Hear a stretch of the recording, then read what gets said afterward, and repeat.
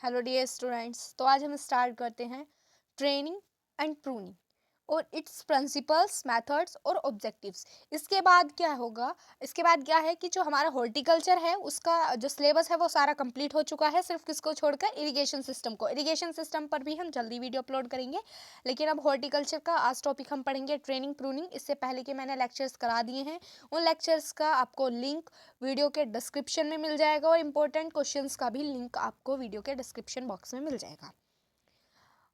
अगर आप चाहते हैं कि जो हमारी नई वीडियोस जो अपलोड की जाती हैं वो आपको टाइम पर मिलें, तो प्लीज़ बेल आइकन को प्रेस करें और हमारे चैनल को सब्सक्राइब करें ताकि आपको आने वाली नोटिफिकेशन टाइम टू टाइम जल्दी से मिल जाए। चलिए स्टार्ट करते हैं कि ट्रेनिंग क्या होता है, प्रूनिंग क्या होता है, इसके क्या सिद्धांत हैं, क्या इसके मेथड्स हैं, क्या इसके ऑब्जेक्टिव्स हैं। एक लॉन्ग क्वेश्चन की तरह इसको कवर करेंगे क्योंकि ये कई बार हमारा पूछा जाता है क्वेश्चन, और हमेशा ये हमारा ऑलवेज आता ही क्वेश्चन है, इसलिए आपको इसकी तैयारी करनी बहुत ज़रूरी है क्योंकि ये क्वेश्चन आता ही है, 100% आता है। चलो स्टार्ट कर लेते हैं। Training, what is training? Definition क्या होती है? Training refers to the judicious removal of plant path to develop proper shape of a plant capable of bearing a heavy crop।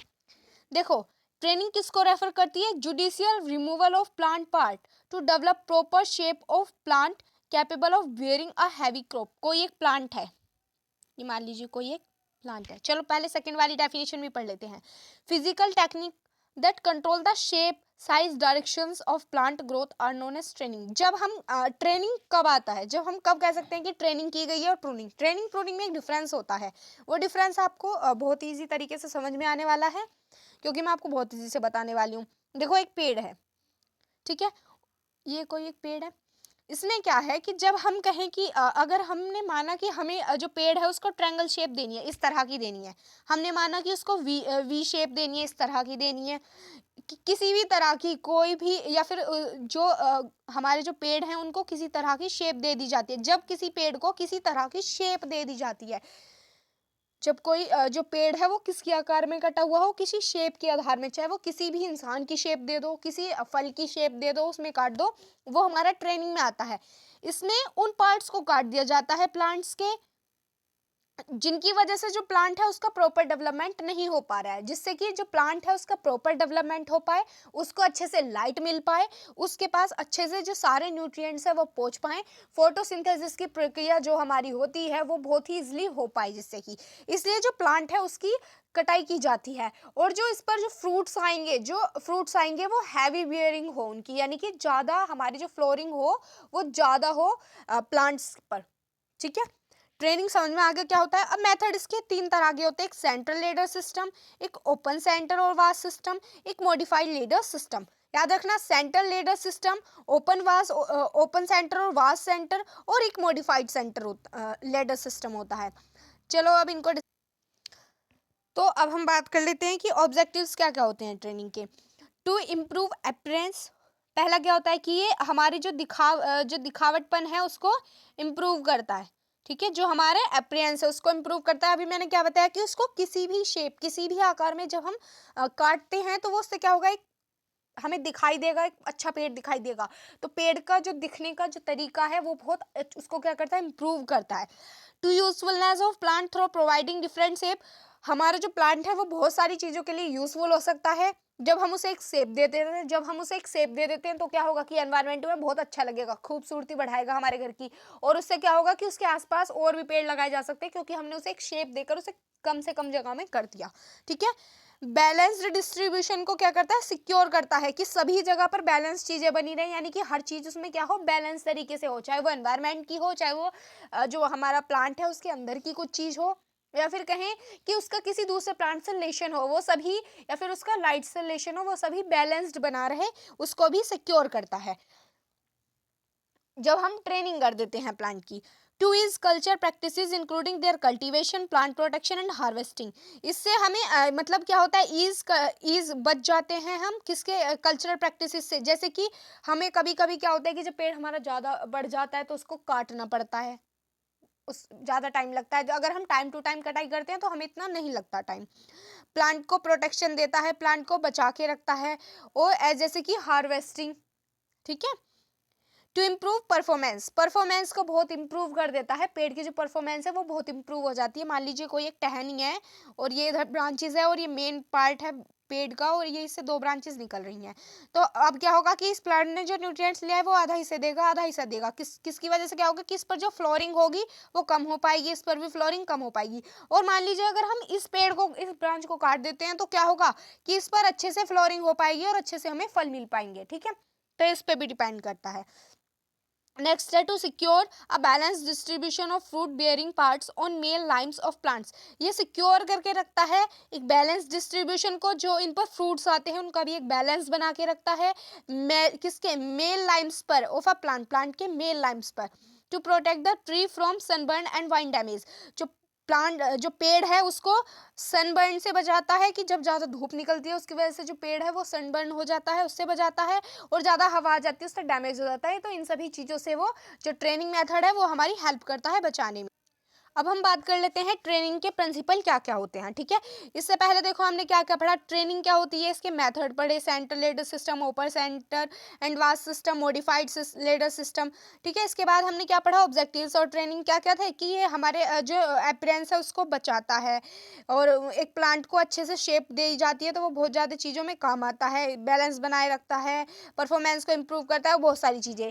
अभी जो मेथड्स हैं उनको भी हम आगे डिस्कस करेंगे। पहले हम प्रिंसिपल ऑफ ट्रेनिंग, ट्रेनिंग के प्रिंसिपल के बारे में पता कर लेते हैं कि क्या क्या इसके सिद्धांत होते हैं। फर्स्ट होता है formation of main framework must be strong, the branches must be suitable spaced apart and the trees must be balanced on all sides.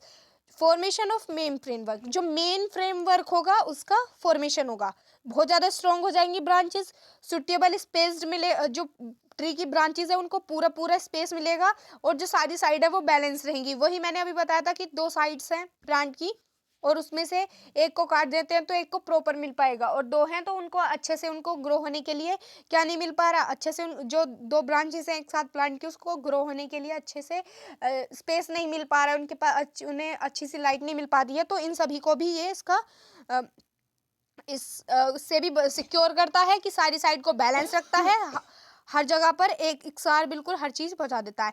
Never never allow several branches to grow at one place or very near each other। ये कभी भी ये allow नहीं करता, यहाँ पर allow है, यहाँ पर जो है ये allow है, ALLOW allow, क्या कि ये ब्रांचेस को एलो नहीं करता कि वो एक जगह से बहुत सारी ब्रांचेस जो हैं पेड़ की जो टहनियाँ हैं वो एक जगह से बहुत सारी निकल जाए। जो ट्रेनिंग मेथड है ये कभी एलो नहीं करता, उनको स्पेस देता है। Careful training of main branches is very essential, यानी कि जो मेन ब्रांच होती है पेड़ की, जो मेन ब्रांच होगी, ये जो मेन ब्रांच है इसकी जो ट्रेनिंग है वो बहुत ही केयरफुल करनी चाहिए।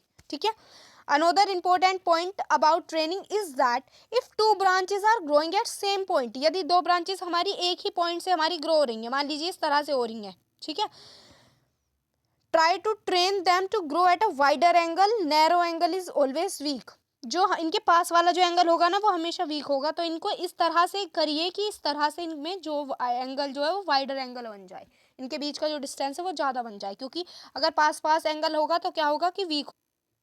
अब देखो ट्रेनिंग के मेथड्स के बारे में बात कर लेते हैं। हमने पढ़ा था कि ट्रेनिंग के मेथड्स हमारे तीन तरह के होते हैं, central leader system, open centre vase system और modified leader system. Central leader system में क्या होता है, in this system the central leader branches are allowed to grow indefinitely so that will grow more rapidly and vigorously than the side branches। जो हमारा independently होगा, यहाँ पर क्या है कि इस सिस्टम में जो ब्रांचेस होती हैं उनको इंडिपेंडेंटली ग्रो होने के लिए अलाउड कर दिया जाता है, यहाँ पर इंडिपेंडेंटली है,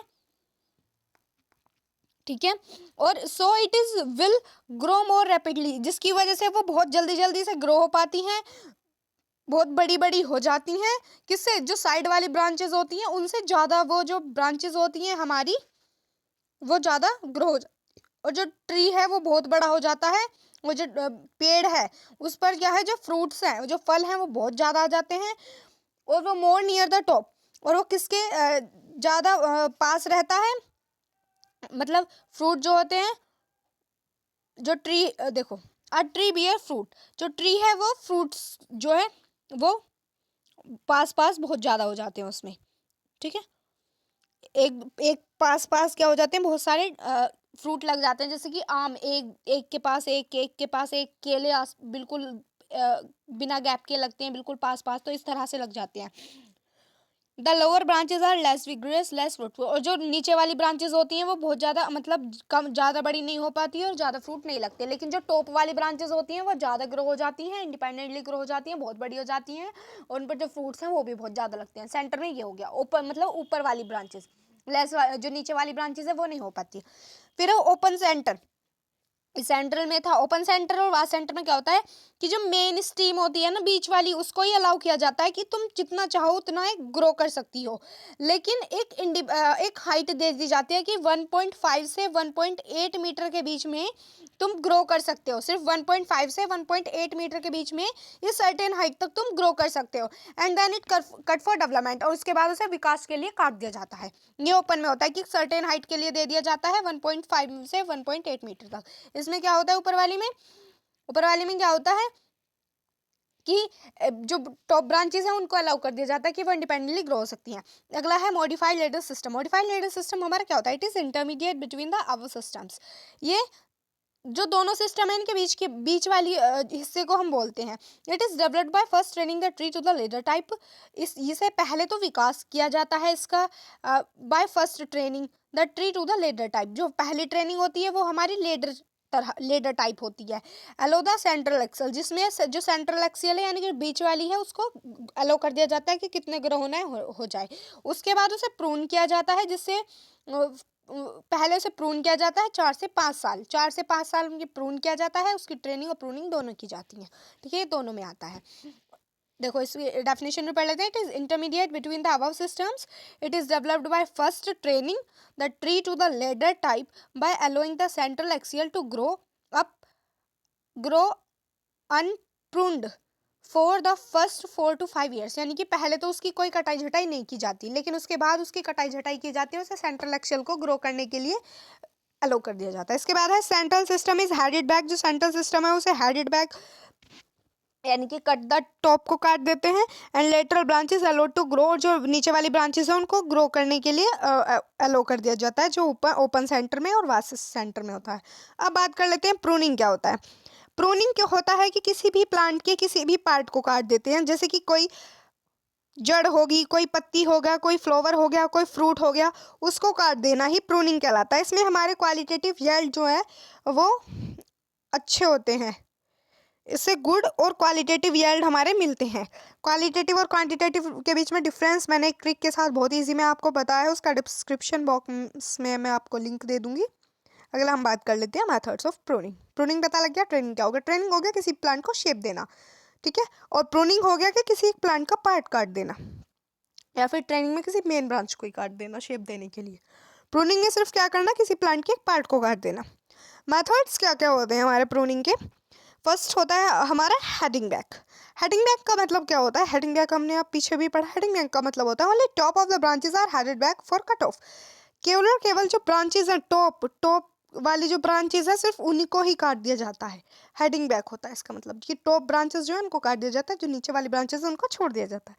एक होती है थिनिंग आउट। थिनिंग आउट में होता है कंप्लीट रिमूवल ऑफ ब्रांचेस और अ पार्ट। किसी भी एक पार्ट का या फिर किसी भी एक ब्रांचेस का कंप्लीट रिमूवल कर दिया जाता है। एक प्लांट के जो कोई भी एक ब्रांच है ना उसको पूरा ही काट दिया जाता है। मान लीजिए कोई ब्रांच है तो उसको पूरा ही काट देंगे, ये हमारे थिनिंग आउट में होता है। अगला है डिहॉर्निंग। डिहॉर्निंग में क्या होता है हमारा कटिंग एवेडम मेन लिम्स और थिक मेजर ब्रांचेस।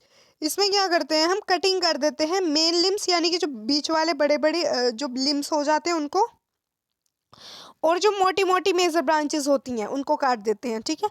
अगला है बल्क प्रूनिंग। बल्क प्रूनिंग में क्या होता है, heavy pruning all over the tree for good fruit अच्छे से फ्रूट के लिए हैवी प्रूनिंग कर देते हैं सारे ट्री पर। Production only judicious heading back और thinning out should be done.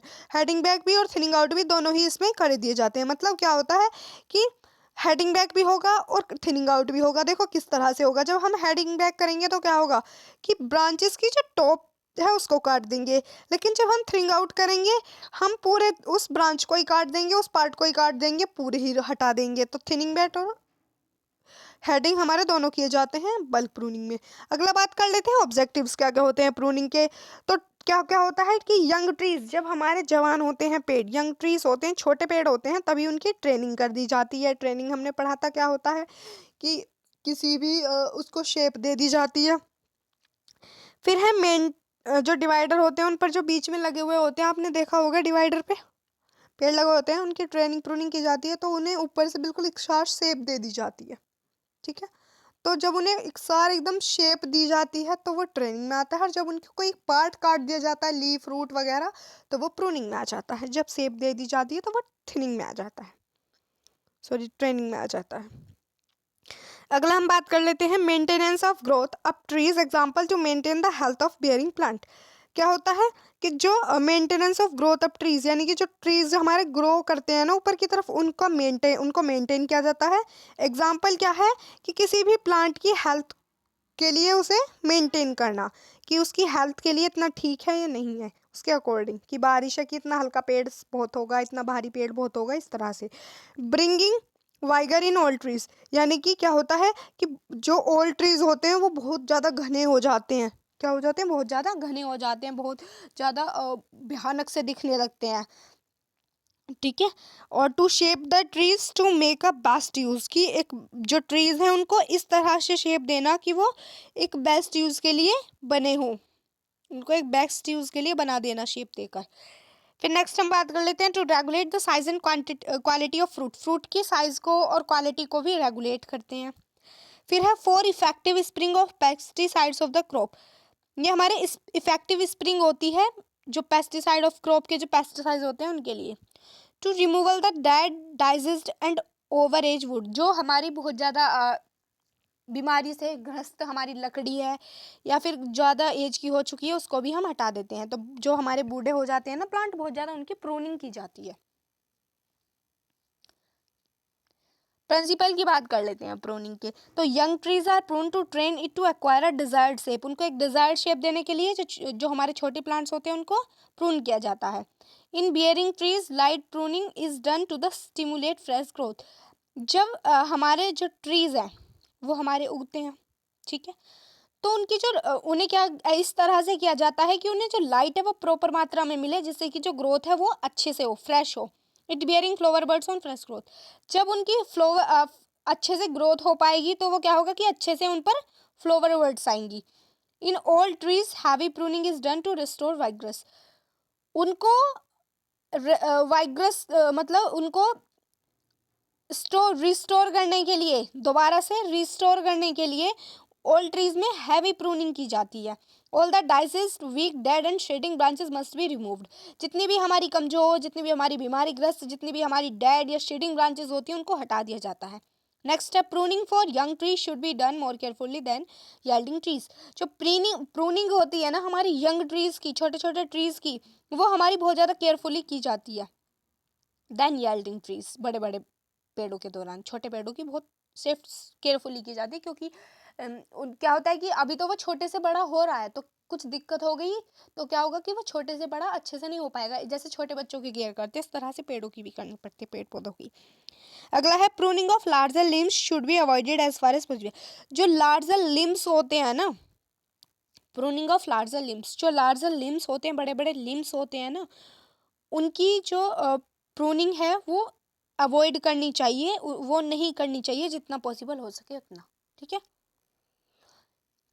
Next देखो ये क्या है कि ट्रेनिंग प्रूनिंग टॉपिक जो है उसके कुछ क्वेश्चंस हैं, मैंने एक वीडियो अलग से बना दी है, बट फिर भी आप इनकी वीडियो देख सकते हैं, मैंने डिस्क्रिप्शन बॉक्स में दी है। और अगर आप उन वीडियोस को नहीं देखते हैं तो ये जो हमारे वर्ड्स हैं इनको आप लिख सकते हैं और क्या कर सकते हैं, इनकी तैयारी आप खुद से कर सकते हैं अगर आपको वीडियो नहीं देखनी है, वरना आप वीडियो देख सकते हैं। ट्रेनिंग प्रूनिंग के कुछ क्वेश्चंस हैं। अब हमने प्रिंसिपल ऑफ प्रूनिंग पढ़ा था, समझ में आ गए होंगे। ऑब्जेक्टिव्स ऑफ प्रूनिंग पढ़ा था, प्रूनिंग क्या होता है, मेथड्स ऑफ ट्रेनिंग पढ़ा था, प्रिंसिपल ऑफ ट्रेनिंग पढ़ा था, ऑब्जेक्टिव ऑफ ट्रेनिंग पढ़ा था, ट्रेनिंग पढ़ा था, और अब हमने पढ़ा था training and pruning its principle, methods and objectives. अब देखो क्वेश्चन कैसा बनता है, यहाँ से क्वेश्चन बनता है कि वो ट्रेनिंग और प्रूनिंग क्या है, इसके प्रिंसिपल्स क्या हैं, इसके मेथड्स क्या हैं, या फिर इसके ऑब्जेक्टिव्स क्या हैं। एक चीज़ आ जाती है कि ट्रेनिंग और प्रूनिंग क्या है और इसके मेथड्स क्या हैं, ट्रेनिंग प्रूनिंग क्या है, इसके प्रिंसिपल्स क्या है, ट्रेनिंग प्रूनिंग क्या है और इसके ऑब्जेक्टिव्स क्या हैं। तो एक लॉन्ग क्वेश्चन यहाँ से बिल्कुल बनता ही बनता है, 100% यहाँ से क्वेश्चन बनता है। मैंने एक लॉन्ग क्वेश्चन के अकॉर्डिंग आपको सारे जो पॉइंट्स हैं वो लिखवाए हैं, आप इनको नोट कर सकते हैं, ताकि जो आपके पेपर में अगर ये क्वेश्चन आता है तो आपसे ना रहे।